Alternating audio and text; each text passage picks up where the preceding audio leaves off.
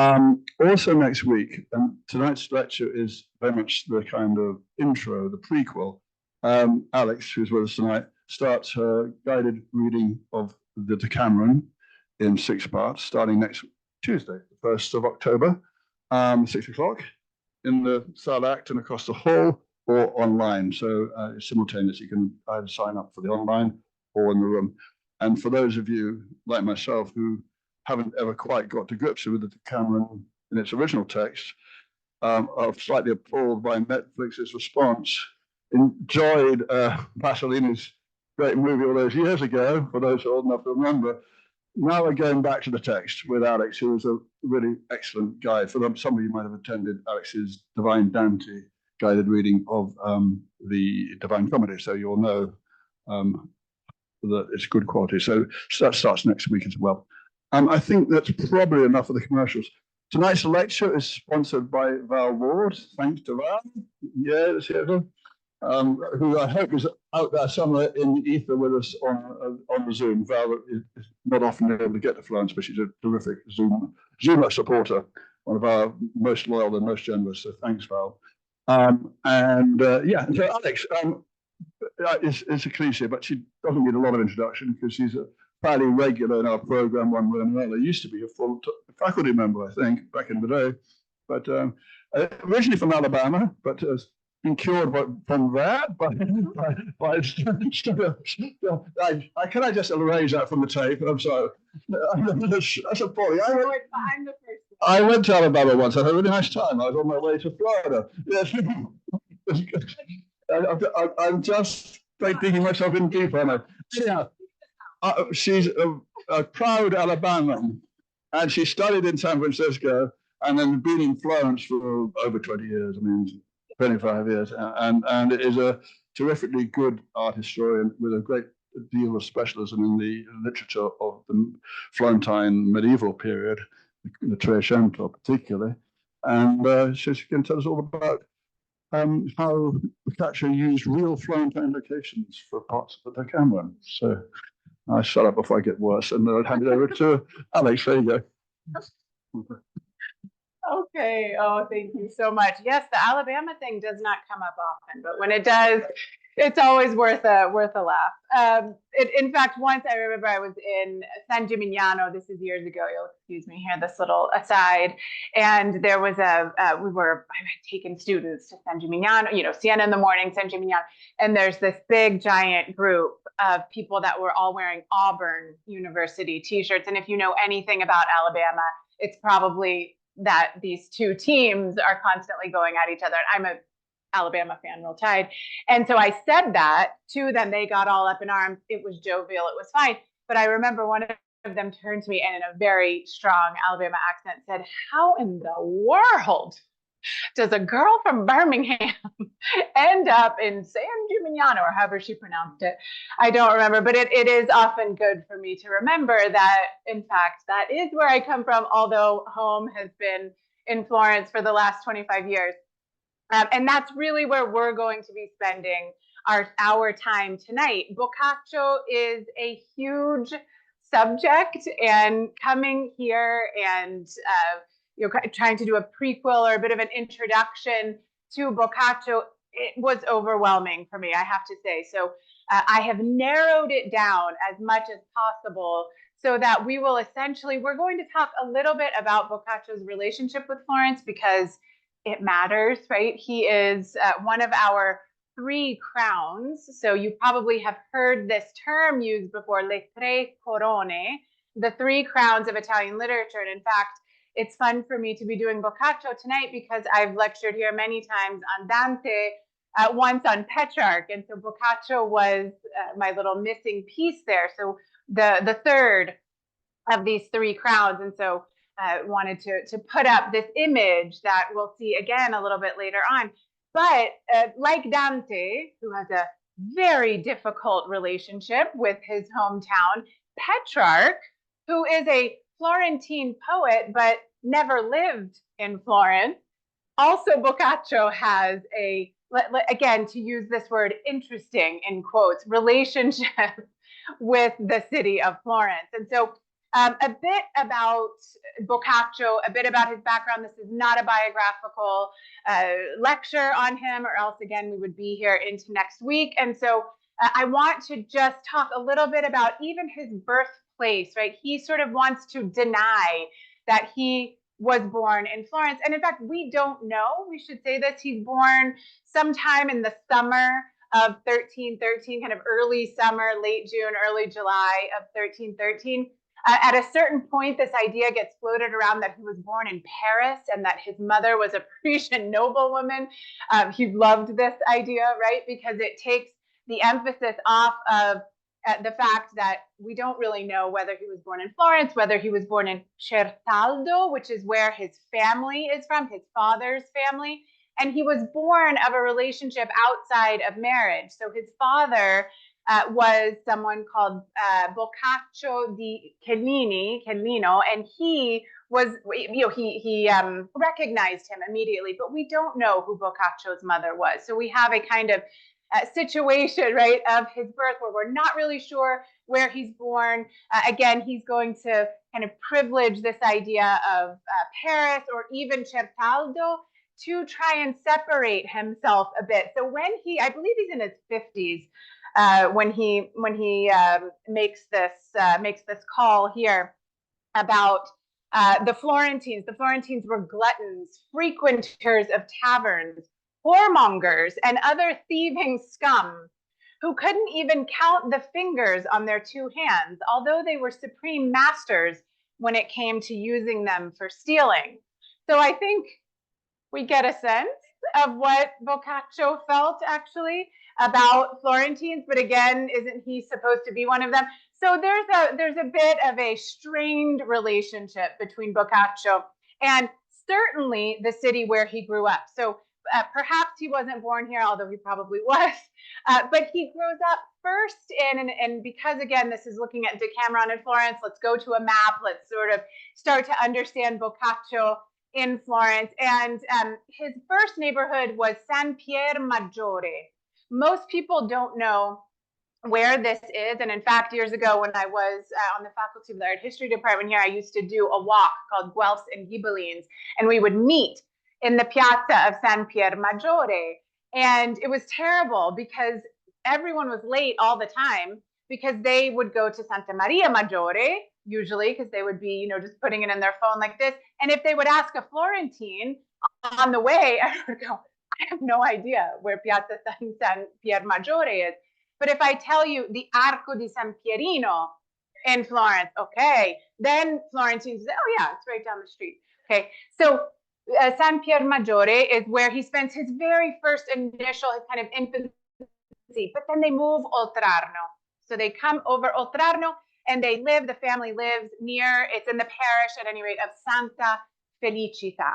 Okay, Santa Felicita. So this is where he lives. Oh, I should say, he has private tutors. So his father was an incredibly important banker. He was an agent for the Bardi Bank. The Bardi and the Peruzzi are the two main Florentine banks, two of the most important banks in all of Europe. And his father was a very high-powered agent for the Bardi Bank. So he receives private tutoring and he learns, it says, his prime nozioni e impressioni dantesche when he is a child. So kind of the basics of Dante. Dante is going to prove to be someone who is extraordinarily important to Boccaccio. We'll touch on this in just a moment. But until he's about 14, he lives in Florence until he's 14. We actually know that in 1327, he goes to Naples. Okay, this is a man after my own heart. I adore Napoli. I promise to bring this all back to Florence in just one second. But it is incredibly important for us to recognize the fact that Boccaccio goes to Naples at this young age. He's 14 years old, and what's he doing in Naples? Well, he's with his father. And when you're 14 and your father's a high-powered agent for the Bardi Bank, what are you doing? Learning the trade. Okay, is there anything that Giovanni Boccaccio wants to do less than banking? I don't think so, right? He gets down to Naples and immediately, right, this is the kingdom of Naples. This is the 1320s. It is the most culturally flourishing place. The king is from the Anjou family. The French had control at this time of Naples.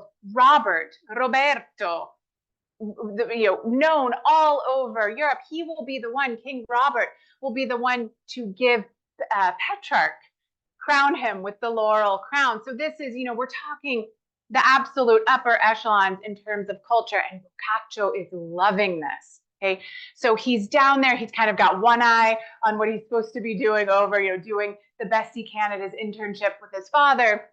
And then he's creating already, even as a young teenager, all of these relationships with their aristocracy and with the cultural elite of Naples. And this is really his world. He's loving it. His dad realizes that he's loving it. So what does he, of course, insist that he do?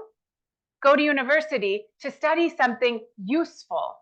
Okay, none of this poetry stuff that you're always, writing down, or being in the library constantly, or being with these intellectuals.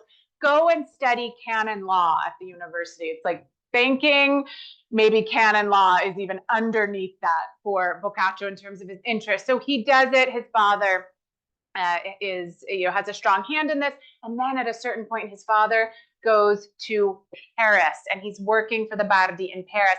And this is the moment where Boccaccio gets a little room, right? He has some wiggle room where he can really delve into these relationships that he had started to form. He starts to write more and more. He starts to really throw himself into these humanistic studies.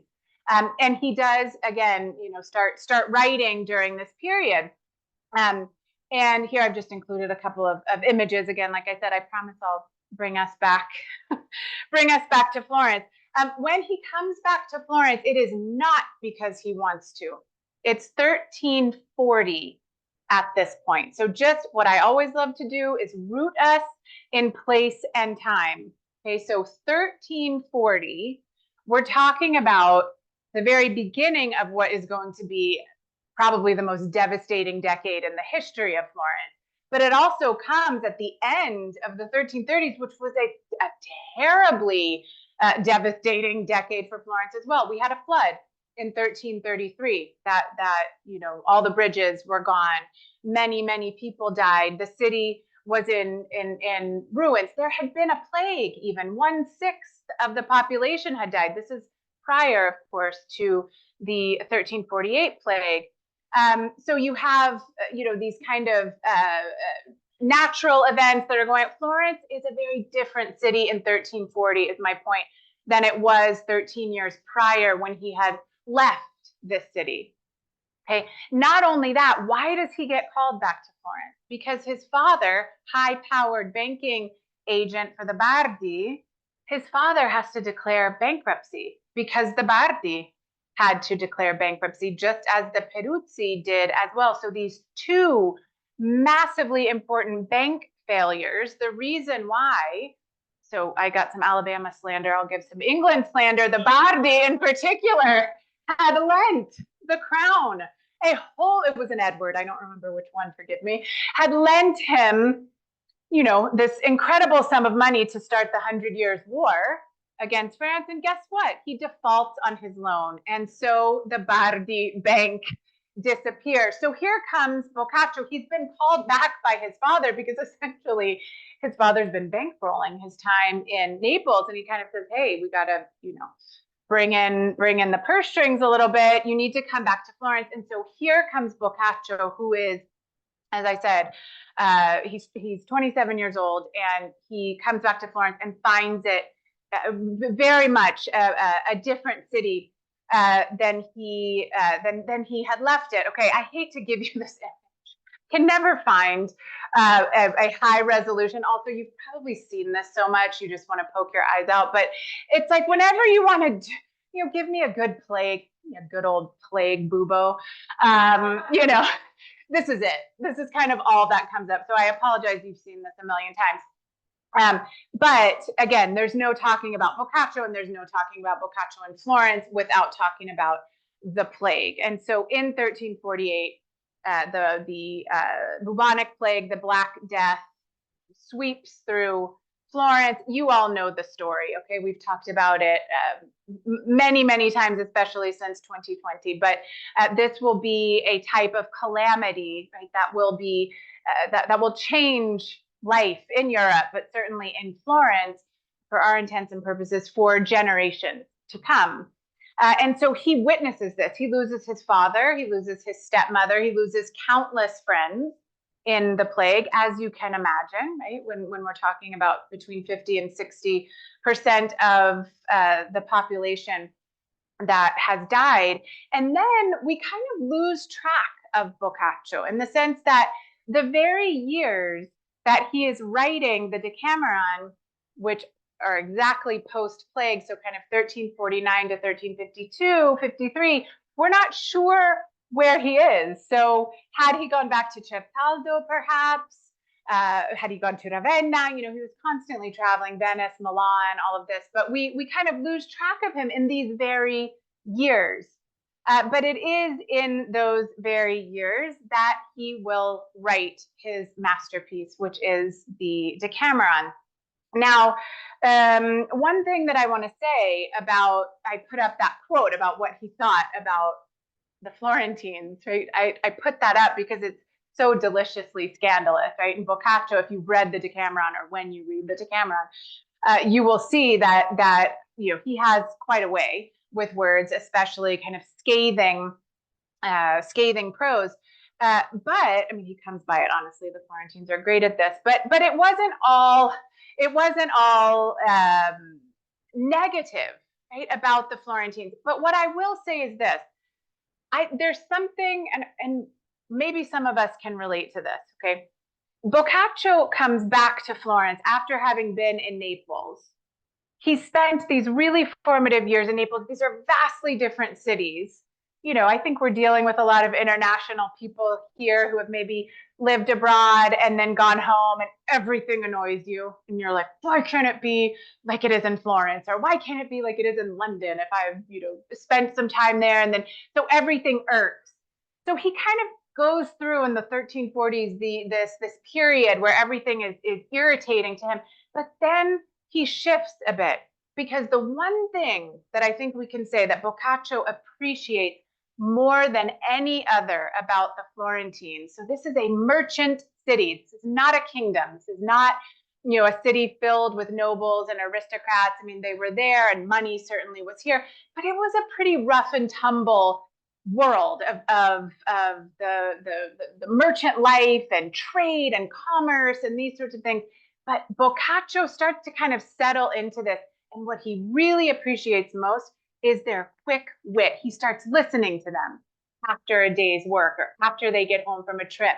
And he starts to hear what they're saying about their travels or telling stories. And he loves how quick they are. He loves their sense of humor. So this is something that comes through in spades, really, throughout the Decameron. So this we put up what he didn't like, but certainly in the Decameron, this kind of, especially the kind of quick wit, absolutely.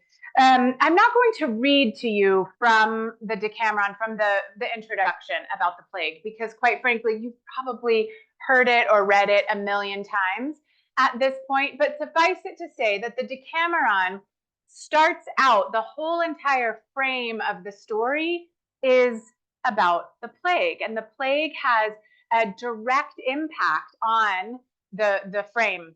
And so, how many of you have read the Decameron or parts of the Decameron, just to get an understanding? Okay. So the frame of the Decameron is that plague is raging. It's actually going on. And in the introduction, Boccaccio walks us through. It is one of the most moving, also disgusting pieces of plague literature, but he takes us through and he sort of tells us exactly what was going on in Florence at that time. And then he says that after he kind of gives us the description of what's going on in terms of the plague, he says, and then we go into the church of Santa Maria Novella, and we're going to get there in just a moment. He says, and there are 7 women there, and they are all noble, and they're all beautiful, and they're all young, and they're healthy, and they're rich. And they're talking to one another saying, we're young and beautiful and healthy and rich. We have all these houses between us out in the countryside. Campinea says, I only have my maid at home. There's no one left. What are we doing here?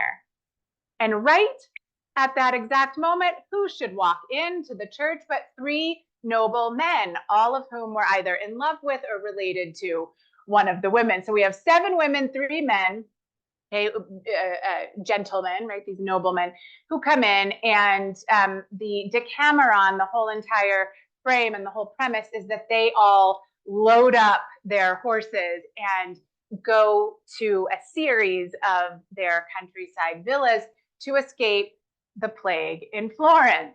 Okay, while they're there, what do? They make a plan, because when you're in quarantine, which they didn't call it, but maybe we can all think back to those strange times of 2020, when, especially if you were in Florence, we were quite literally confined to our houses. And my son was 10 at the time, so there I am. And he went to a Steiner school where they had no technology. So there were no Zooms, there were no nothing. It was me being his 5th grade teacher. And so we needed a bit of a schedule.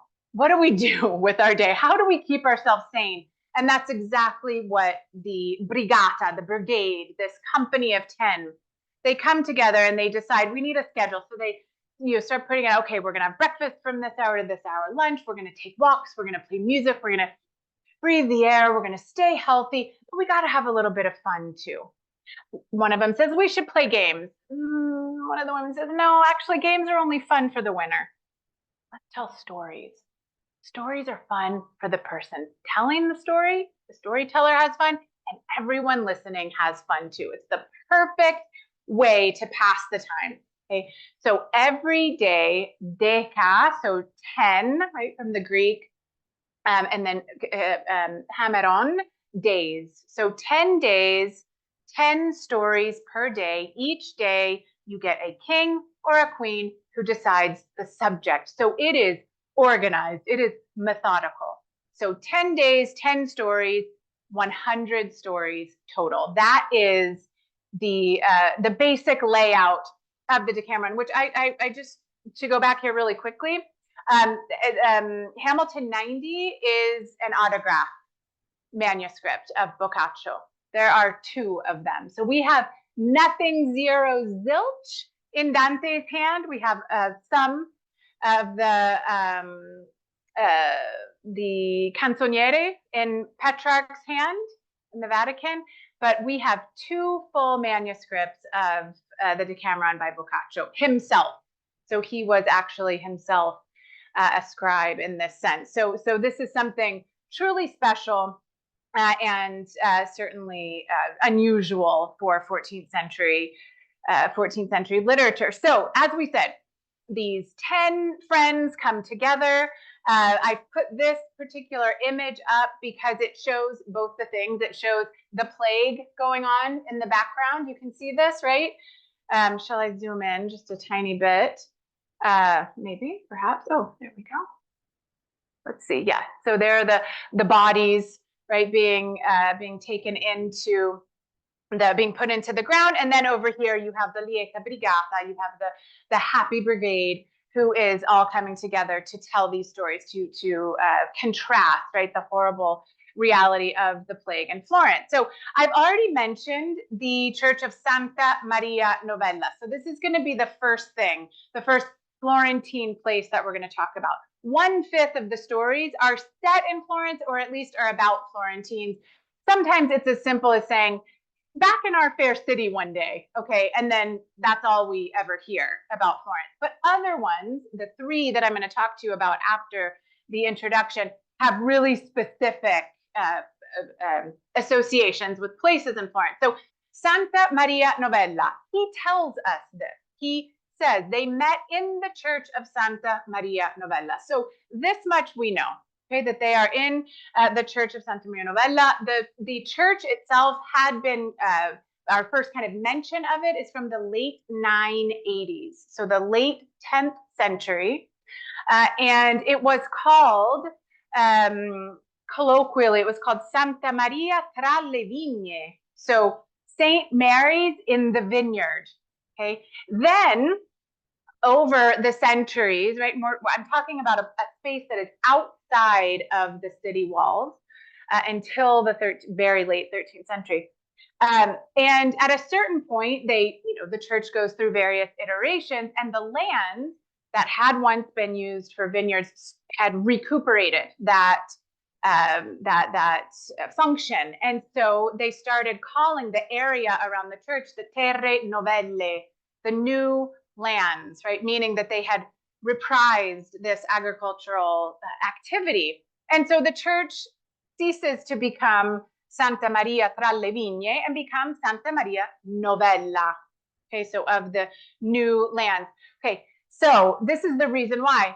But might there be another reason that Boccaccio would set his frame of a book that contains 100 short stories, also known as novellas, right? Novelle. Maybe he's being a little clever and a little crafty and saying wink, wink, right?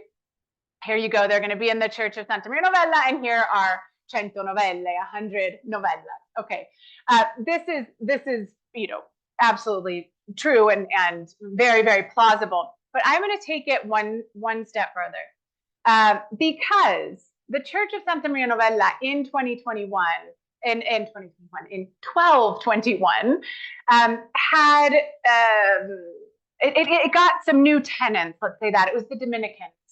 The Dominicans were sent, so this mendicant order was sent to Florence specifically to root out a very particular heresy called the Cathar heresy, which essentially denied the human nature of Christ. They said that everything that was material was diabolical, and so they deny the human nature of Christ. You're starting to mess with the Trinity. I'm not going to get into it, but this is a big no-no for the Catholic Church, right?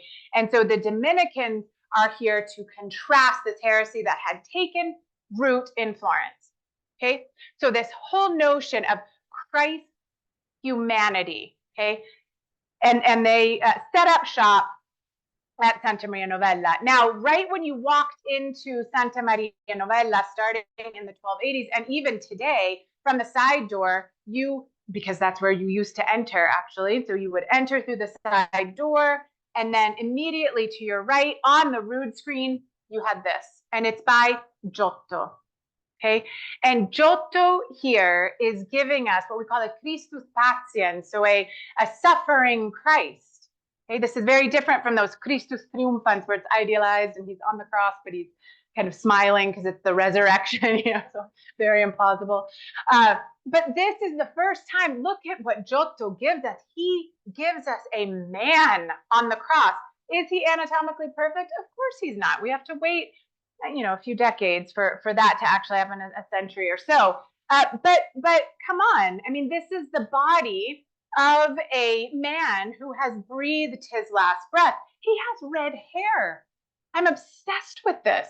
This is a man on the cross, right? So the Dominicans who have been sent to Florence specifically to root out this heresy that denies the humanity of Christ, they're like doubling down. We're going to make him the most human Christ you've ever seen, okay? What in the world does all this have to do with Boccaccio? I promise you, there's a method to my madness. Look at this line that I have up here. Umana cosa è aver compassione per gli afflitti. These are the first words of the Decameron. The first word of the Decameron is human. So it is a human, let me see, I'm going to read the exact translation here. To take pity, this is the G.H. McWilliam translation, to take pity on people in distress is a human quality, it goes on, which every man and woman should possess, but it is especially requisite in those who have once needed comfort and found it in others. I number myself as one of these. This is how the entire prologue to the Decameron starts. It starts with the word human, umana, but also compassione, co-passione, co-suffering, suffering together. What are the members of the Brigata doing? They are engulfed in the most tragic, the most painful type of suffering that you can imagine. A plague is raging, and what do? They gather together to share and to comfort one another. So, umana cosa è avere compassione per gli afflitti. Okay? I have to think that there's a bit of a correlation here between a connection, let's say, between Santa Maria Novella, this crucifix, and the fact that that it's set there. There are some people, in fact, some scholars say that Dante writes the Divine Comedy and Boccaccio writes the human comedy. And so there's certainly evidence for that, and we'll see a little bit of that tonight. Just to take it even a step further, in the Church of Santa Maria Novella, some people say, oh, not only were they in Santa Maria Novella, but they were actually in the Cappella Strozzi di Mantova, this particular family that had just completed this chapel in those very years. And so it stands to reason that Boccaccio has oriented, right, and has put his Brigata there. Zero evidence for any of this. The connection rather to this chapel is that, I mean, perhaps, you know, who knows, but, you know, Boccaccio never really tells us this. But the entire chapel, those of you who have been there post-COVID, they don't allow you inside. Unfortunately, you have to sort of stand outside. They kind of rope it off a bit. But the entire thing is frescoed. It's a Last Judgment. And then on one side is Paradiso, and on the other is Inferno. And it's very much the kind of conception from Dante's comedy. And so perhaps, you know, there are also two portraits of Dante inside of this chapel. So maybe it's because of that. As I said, we don't actually know where in the Church of Santa Maria Novella the Brigata was meeting, but I'm just including some of these images from the various manuscripts. This is one of my favorite ones because there's actually Boccaccio. He's hanging out with the Brigata. There he is. It's so great. As they're, you know, sort of leaving the Gothic Church of Santa Maria Novella. But before we do, we're not going to leave Santa Maria Novella quite yet, because I want to just tell you that down the stairs, when you go out into one of the cloisters, you have the entrance to the Spanish chapel. And there we have a portrait of Boccaccio. And so this is quite lovely, because what does it do? It actually shows us that by, if you look at these years here, 1365, Boccaccio was already, you know, at such a level. I've circled him here. He was already at such a level to be, you know, he's 10 years before he dies. So this is a portrait that's done while he's still alive, and he's there next to Petrarch. He's there next to Dante. You know, the loves of all of these, Laura and Fiammetta and Beatrice, are there as well. So he's already inserted into that kind of company, right, of these literary, these literati, and these extremely important Florentine cultural producers, and the stars, let's say that. Okay, so if we leave Santa Maria Novella and go to our very first story, and I love this idea of a kind of virtual tour. So we've done the Basilica, and we'll walk down to Piazza Santa Trinita, so just across the bridge here, where we have Palazzo Spini Ferroni, aka Ferragamo flagship store. So you're all familiar with this building. And the novella that I've listed, by the way, the novelle that I'm talking about tonight are 3 novelle from the very same day. It's day 6. And the theme of day 6 is what we call the motto arguto. So the pronta risposta, the quick wit, something, because of their quick thinking and the way that they're able to say it, that they're able to turn a situation around in their favor. The Florentines were very good at this. They were known for this. They still are good at this. For those of you who speak Italian, who understand Florentine sense of humor and how quick they are, they will, I always say, indifference kills in Florence. If Florentine is indifferent to you, that means you're toast. If they are ribbing you and making, sort of poking at you and being quick and funny, it means that they think you can play at their level. And so it's a great compliment, right? This is what I tell myself anyway, about the Florentine sense of humor. At any rate, here we have as one of our protagonists a man called Geri Spini, and he is the one who was the patron behind the building of Palazzo Spini, later bought by the Ferroni family, which is why it has this name. And Geri Spini was a very wealthy merchant, and he was a black Guelph.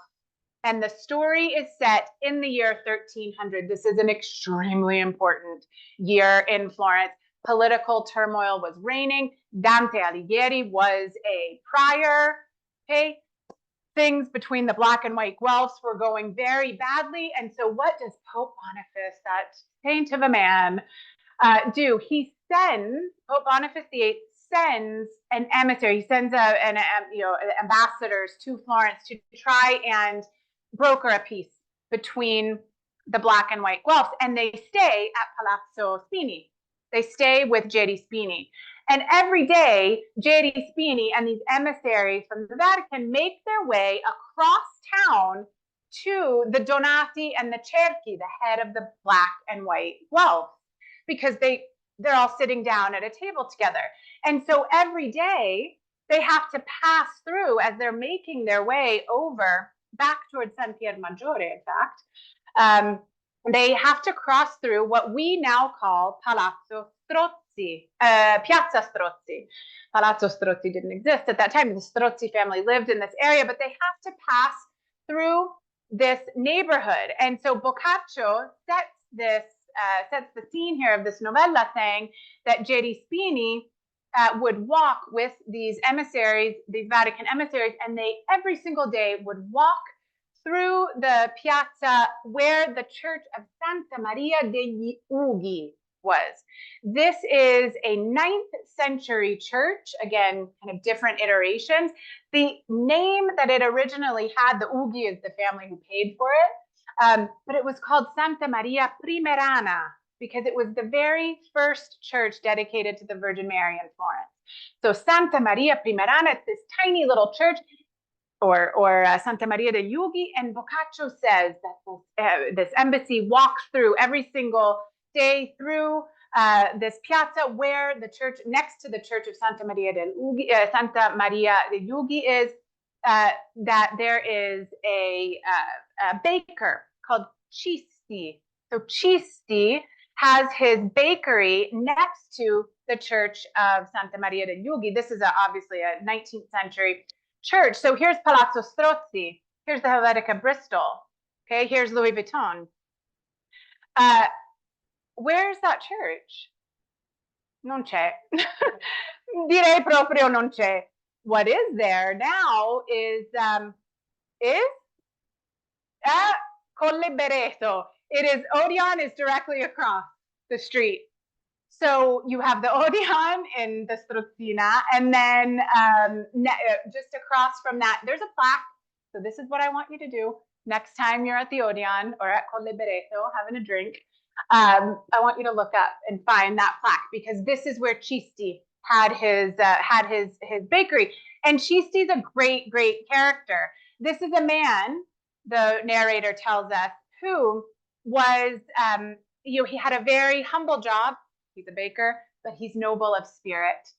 Okay. Not only that, because he was so noble of spirit, even though he had a humble job, he was rich. He was rich.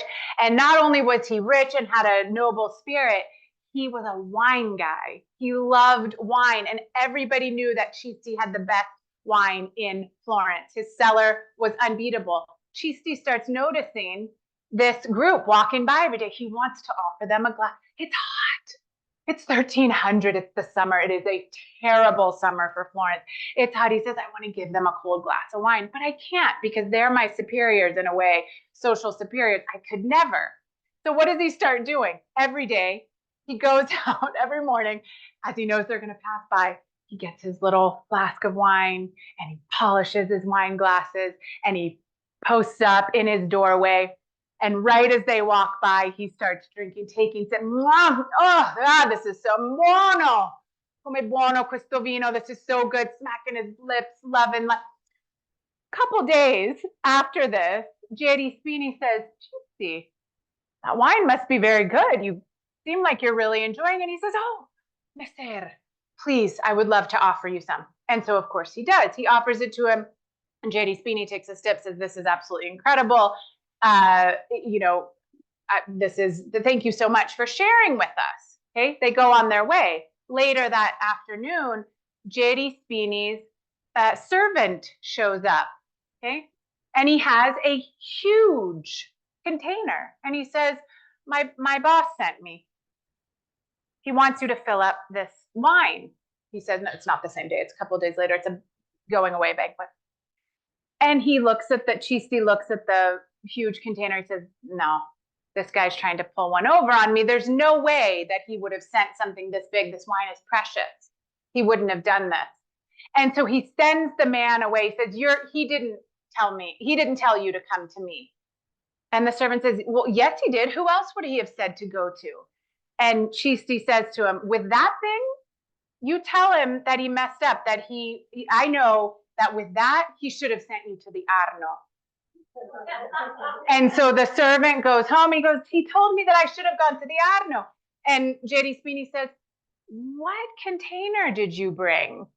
And he shows it to him. And so here Cisti has used, right, this ingenio, because he knows he can't just go straight to J.D. Spini and say, hey, your servant's trying to pull one over on me, right? So he makes him understand by using this quick wit. Moral of the story, what happens? Of course, J.D. Spini understands everything. He and Cisti have this wonderful relationship for the rest of their days. So here he is with his servant. And my absolute favorite image of this, I don't know if you've been looking at the down below to see where these are from. Most of them are French manuscripts. People, quite frankly, have never been to Florence, and it shows. But anytime we get a miniatore fiorentino, a Florentine artist, a Florentine miniaturist, guess what we get? A lot more realistic images. And so look what we get in the Florentine illustration. In this miniature, we get the church of Santa Maria de Giughi, and we get, I love it, Cisti with his, sort of pala there in his hand, his baker spatula, or whatever the pizza ones are called. And you get the servant who is, dressed much more like we are used to seeing Florentines with his, fashionable short skirt and his typical Florentine headgear as well. So this hat that he's wearing. So Cisti, so I encourage you next time you're at Collebereto or maybe Meglio di Onion, to think a little bit, evoke Cisti and his crisp white wine and his quick wit, which of course, very much was a saving grace for him because it led to this relationship. Now, I couldn't help myself. It's a medieval indecent proposal. I'm sure many of you remember this film. I don't know, it was like in the 90s maybe, but I quite love this. A husband, a wife, a very proposal. And you can see who the stars are if you don't remember this. It was quite the show. Well, Boccaccio did it first, as per usual. Although this time we have a husband, a wife, a Spanish nobleman, and a bishop, actually. So, ouch. So this is still the sixth day. This is still the sixth day, but instead we are in story 3. Also, I should tell you, I left this up, the little didascalia, how do you say this, the kind of description down below, even though it's wrong. So don't just look at the picture and don't worry about what's down below, because the way that they've narrated it is actually completely wrong. So the kind of every story in Boccaccio has a little kind of summary at the beginning. So the summary is, with a quick retort, Nonna de Pulci puts a stop to the unseemly banter of the Bishop of Florence. So the story essentially goes that back in a time, so the storyteller is Lauretta, and she starts telling the story of the bishop of Florence, who was called Antonio d'Orso, who, by the way, was an actual bishop in Florence in the early 1300s. So here he is being quite slandered in the Decameron. And Bishop Antonio d'Orso welcomed, at a certain point during his tenure, a Spanish nobleman called Diego de la Rata. And Diego de la Rata, this Catalan, not Spanish, Catalan, kind of a marshal of the King Robert of Naples. And he comes to Florence, and he is immediately, Diego is out there, you know, looking at all the beautiful Florentine women, and his eye falls on one in particular, and he says, I like her. And she's married, of course, and it happens to be the niece of the bishop's brother. Okay, so a distant relation to the bishop. And this Diego, this Catalan kind of marshal, goes to the husband because he's heard that this husband is very easily corrupted. And he says, I'll give you 500 fiorini for one night with your wife. Can you see why the indecent proposal, right? I think it was $1 million. So maybe 500 fiorini was decent enough, right? Or indecent enough, as it were. And this husband went, yes, absolutely. Give me the money. And he says, oh, I'll have the night with her first, and then I'll give you the money. So he has the night with the wife. He then gives these 500 fiorini to the husband. But guess what? It comes out that Diego de la Rata had taken these piccini, these silver coins, and had gilded them and made him believe that they were gold florins. So this husband gets doubly, you know, sort of taken advantage of. And the story leaks out. Of course it does. It's Florence. This place is a village, right? Those of you who have lived here long enough, you know that this place is a village. So the story leaks out. So the bishop has this, you know, pretty terrible reputation. And in fact, the story goes on, the bishop and Diego, who are out, it's San Giovanni. It's the day of the patron saint, San Giovanni. And they're out riding together, and they're looking at all the ladies, and they're being gross. And they look over and they see this one, the bishop sees her, and she's called Nonna de Pulci. And she had just gotten married, the narrator tells us, and she lived in the area of San Pier Maggiore, okay? And the bishop and the marshal go over, and the bishop puts his you know, kind of puts his arm around the marshal's shoulder, and he says, how do you like this fellow, Nonna? Do you think you could make a conquest of him? And this is a feast day. There's lots of people around. It's, you know, people are milling about. The palio is about to start, the horse race that I'm going to talk about in just a second. This is about to start. And so here's this woman, this newly married woman, you know, who now has the bishop of Florence and this high-ranking Catalan noble. And she says, in the unlikely event, my lord, of his making a conquest of me, I should want to be paid in good coin. And so she immediately lets him know, I have your number. If I were going to do it, at least you'd be giving me real money, because I know you scoundrels what you're up to. And so and of course they go away abashed and, you know, all embarrassed, and never spoke to Nonna de Pulci again, you know, and how thrilled was she, I'm sure, very. So as I said, this takes place in San Pier Maggiore, and as I mentioned, the Corso dei Barbari, and so this is what we now call Via del Corso.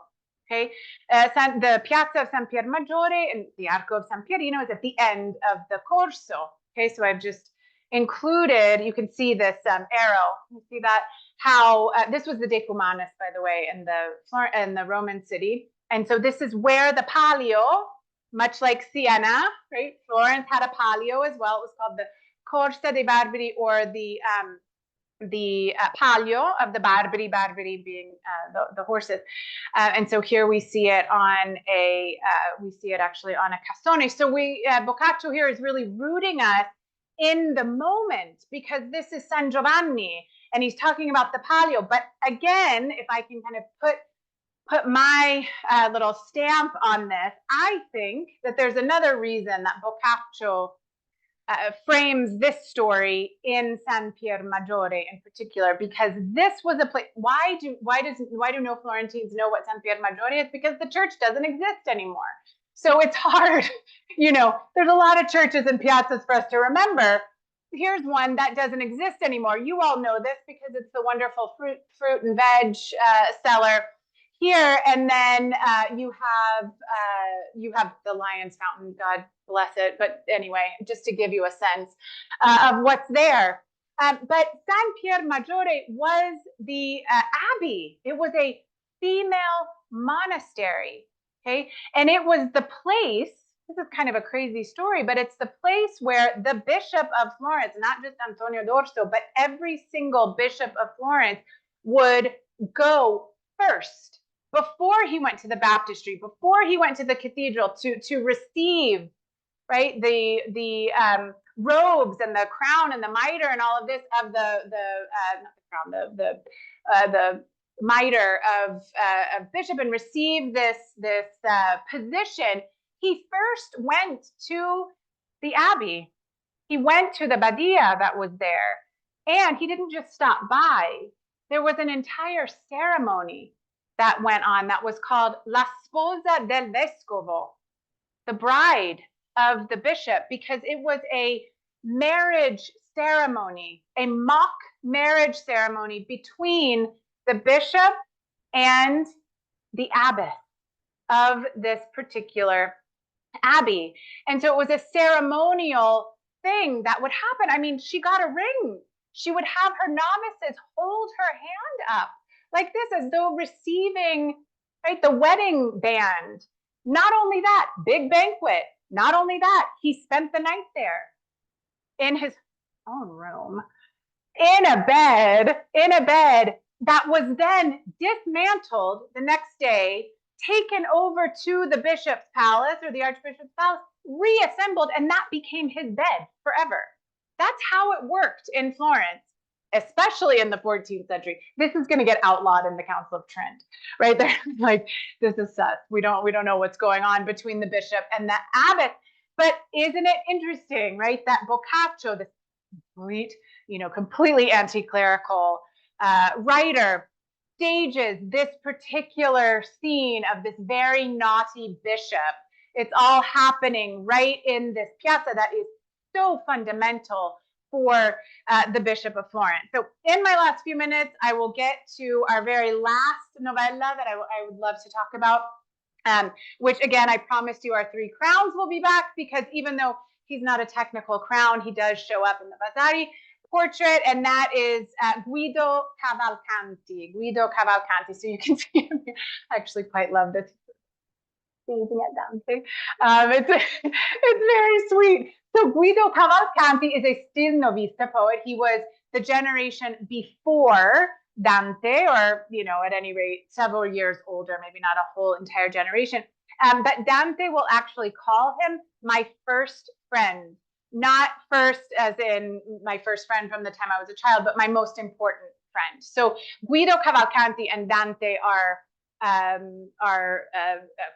strongly linked together. And as I said, he is a poet, but he's also, Guido Cavalcanti is someone who had been accused, along with his father. If you've read Inferno 10, you'll know the flaming tombs of Inferno 10 hold Guido Cavalcanti's father. And Inferno 10 is all about the heretics. And so there was this sense that Guido Cavalcanti, for as much as he was an amazing poet, and he was kind of at the top of the line in terms of poets, that there was a bit of this kind of heretical philosophy. And so the story goes that Boccaccio tells us, this is still in day 6, as I said, but this is story number 9, is that there's another brigata, there's another brigade. It's headed up by this man called Betto Brunelleschi. No relation, I think, to Filippo, but at any rate, Betto Brunelleschi, they're young, they're noble, they're rich, they're partiers. They like to go around, cause a little trouble, have some fun. They're not big readers. They're not really into this sort of thing. And they're annoyed because Cavalcanti is also wealthy. He's very elegant. He's their age, right? Maybe a tiny bit older, but he's constantly shunning them. So they're trying to break in, and there's nothing worse, right? When a group wants you and that one single person goes, I'm not really interested. And so immediately this group goes, oh, and they see him one night. They see him walking and they follow him. They're on their horses and they follow him. And Guido Cavalcanti starts to walk through the cemetery that was between the Duomo, the facade of the Duomo of Santa Reparata, and the eastern door of the baptistry. And there were sarcophagi and there were all these tombs that were there. And they go and they find Cavalcanti. So can you see here? I mean, there's some really funny ones here that I'm going to show you. But here's Cavalcanti kind of sitting on one of these sarcophagi. And then you have all of the kind of brigade here who come and start. They said, let's go harass him. Let's sort of mess with him a little bit. And he, the Betto Brunelleschi goes up and he says, calls to him, he says, Guido, you spurn our company, but supposing you find God doesn't exist, what good will it do you? And so Cavalcanti responds to him, gentlemen, in your own house, you may say whatever you like to me. And then placing a hand on one of the tombstones, which were very tall, he vaulted over the top of it, being very light and nimble, and landed on the other side, whence, having escaped from their clutches, he proceeded on his own way. And so all of these, they're just standing there saying, we're not in our homes. What's he talking about? What do you mean? And Betto is being quiet, right? And he's being pensive. And he says, boys, he says, by describing it as our house, he wanted to show us that by comparison with himself and other men of learning, all men who are as uncouth and unlettered as ourselves are worse off than the dead. So that, being in a graveyard, we are in our own house. So here is Guido Cavalcanti, who is using, again, this quick retort. This one I just think is so funny because he's like lying on the sarcophagus. But this, of course, let's go to the Miniatore Fiorentino. Wait, I just want to go back. Oh, shoot. There was one that I had. I must have taken it out, darn it. But there was one. Oh, it was too small. I remember. There was one image from this French manuscript that was just like bodies on the ground. Like there were no tombs. It was just bodies on the ground. Here's a Florentine artist. So what does he give us? He gives us the baptistry. But what else does he give us? He gives us those porphyry columns. Okay, those porphyry columns that are mentioned in the story, by the way. They used to be in the center of the piazza. Now they're flushed up against the baptistry. People hate this. I have clients all the time who are like, what are those dirty columns on the baptistry? What are those things? Because they don't know how incredibly valuable these were given to Florence by the Pisans of all people in the 11th century. They're extraordinarily precious.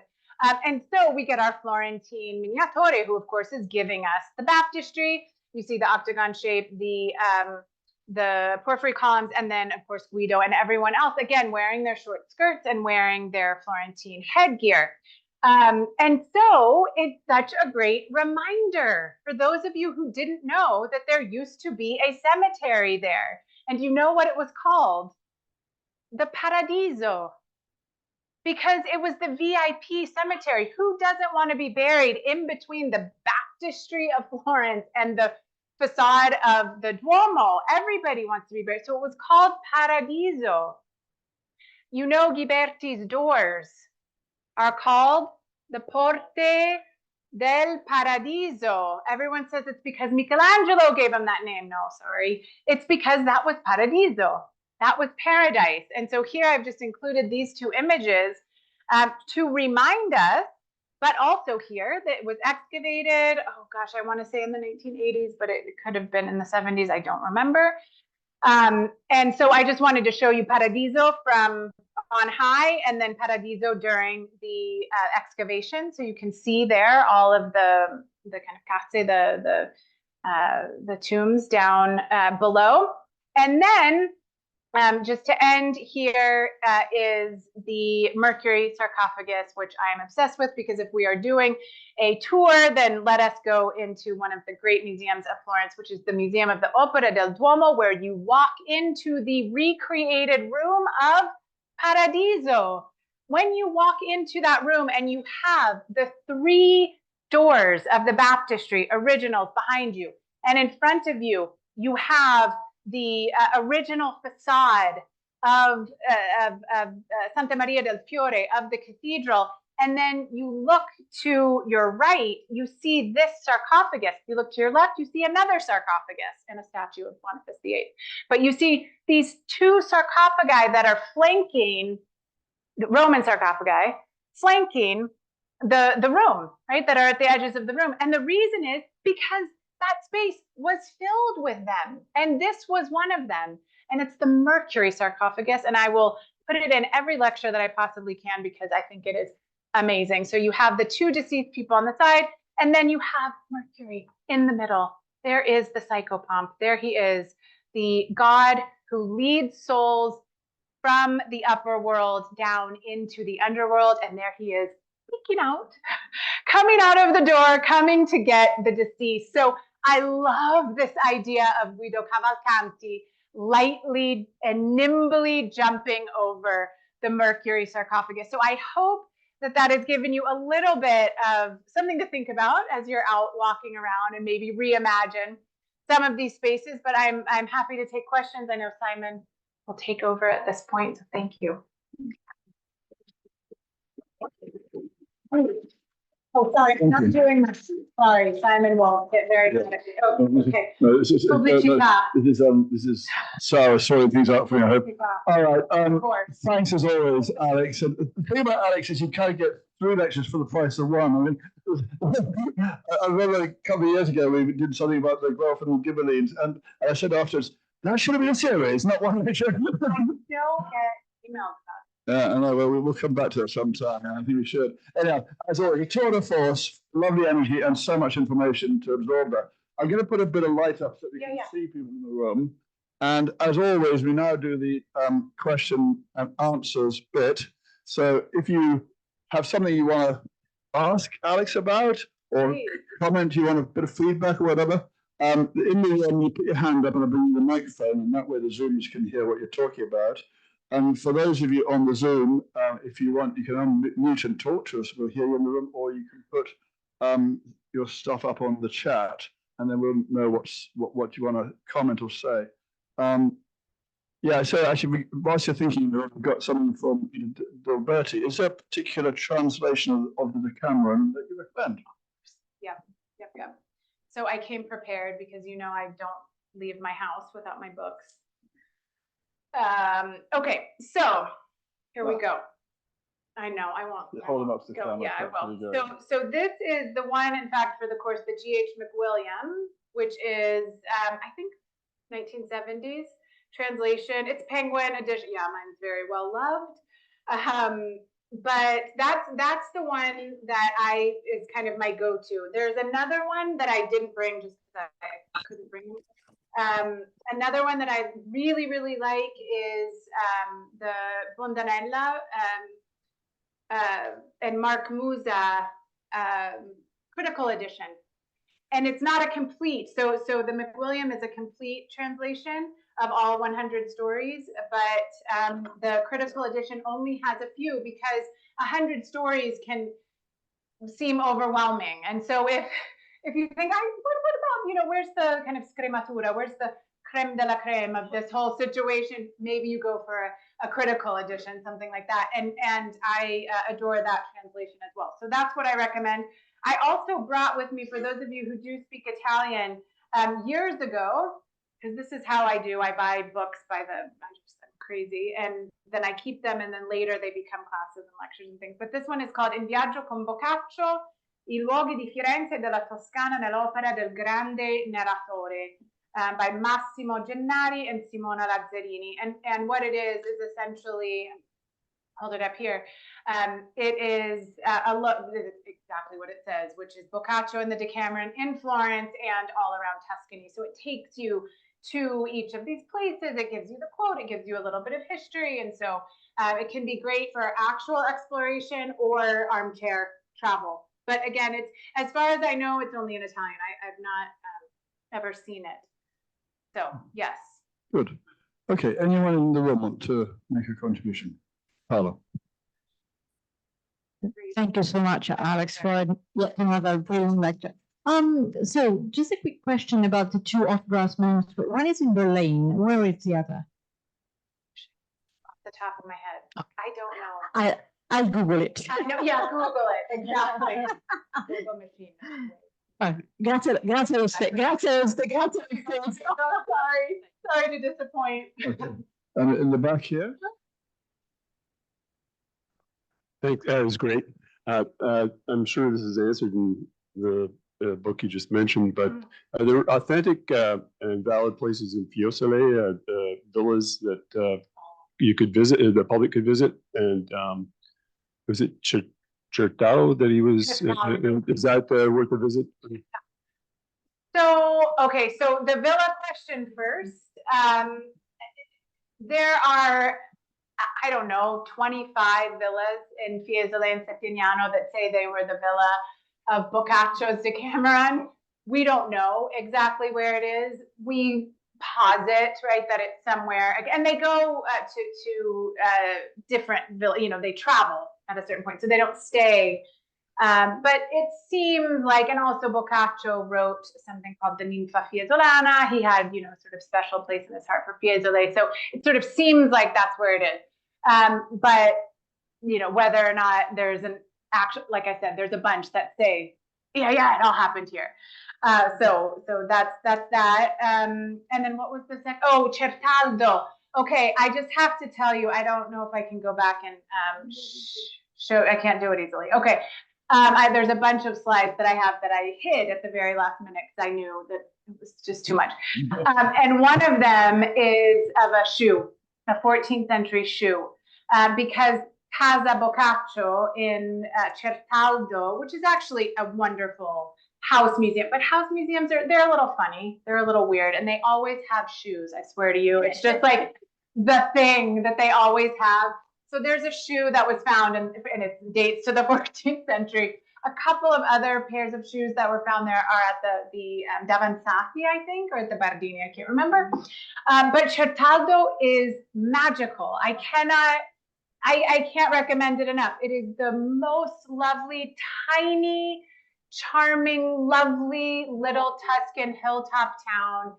Fabulous, wonderful, and he is buried there. It was, you know, heavily damaged in the war, and so everything is rebuilt. But what I also am going to tell you, maybe we'll put this in the chat.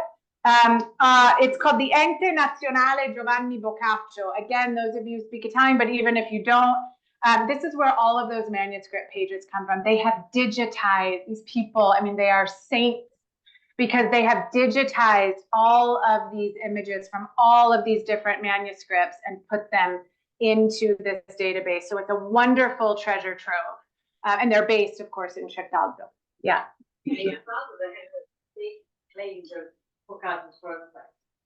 Oh, yeah, of course. Yeah.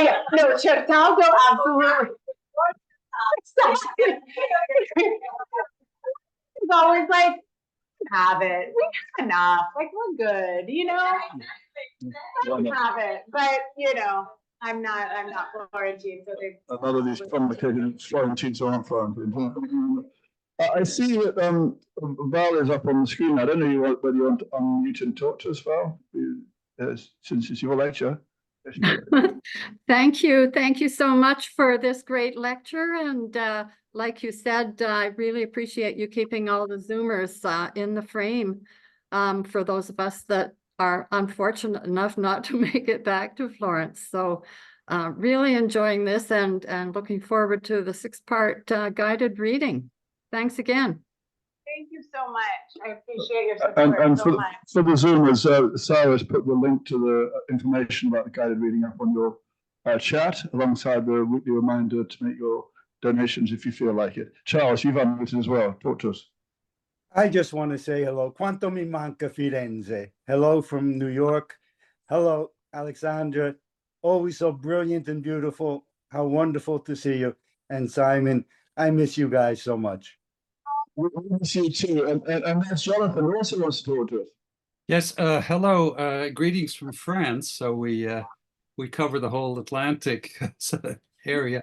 I wanted to get back to the question of illustrations because, as you said, many of the manuscripts, the illuminated manuscripts you selected are in French libraries. And I was wondering whether Boccaccio was particularly appreciated at an early stage. How can you say something about how his work was disseminated in Europe in the early years? Thank you, Jonathan. Petrarch, of course, has a huge role in the dissemination of Boccaccio's work. I should say something, though, about the Decameron, and that is that Petrarch hated it. He basically said it was, filth and trash and, complete rubbish. And Boccaccio himself, later on in his life, we have several letters where he, essentially wrote to people who had written to him. I'm talking about heads of state and these sorts of things, saying, "Oh, I've been reading it to my daughters," and he wrote back, "Don't let them read that smut. I'm embarrassed by it. I can't believe I wrote something so trashy. Please keep it away from them because it's absolute filth."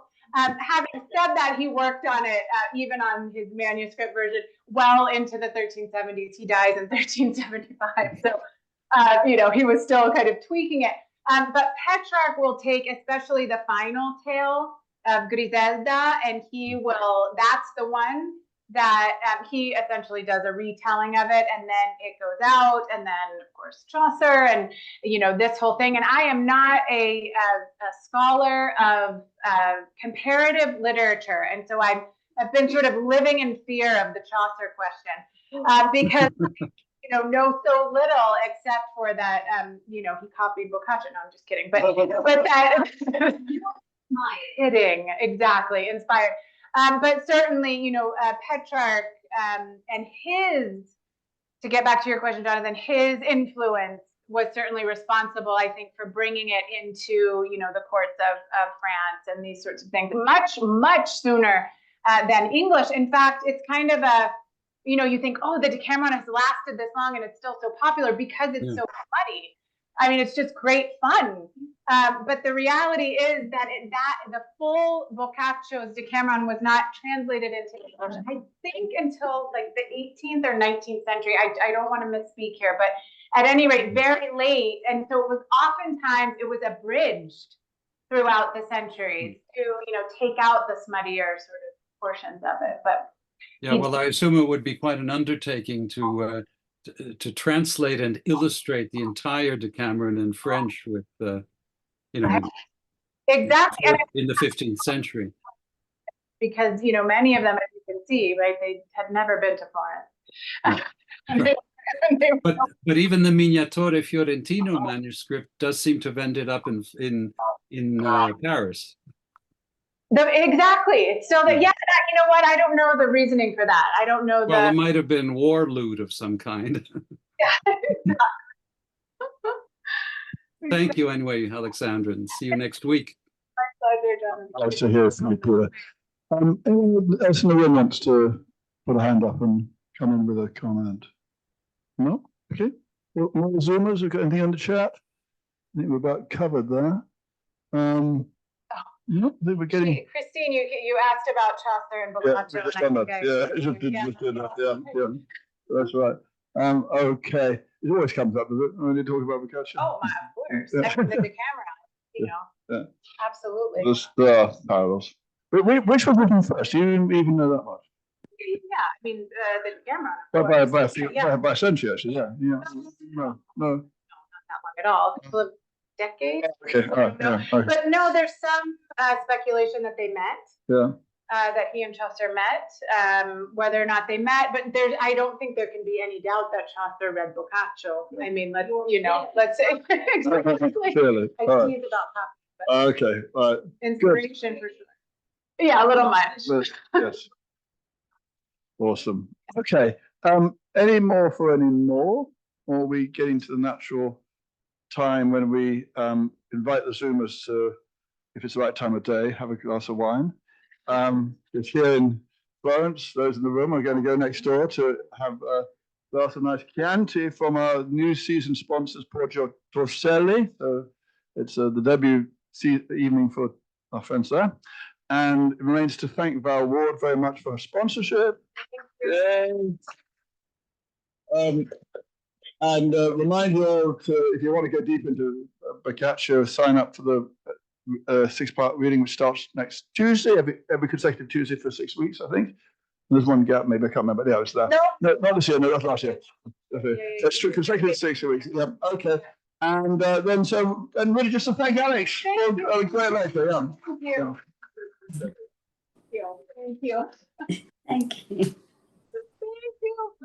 Bye, Zoomers.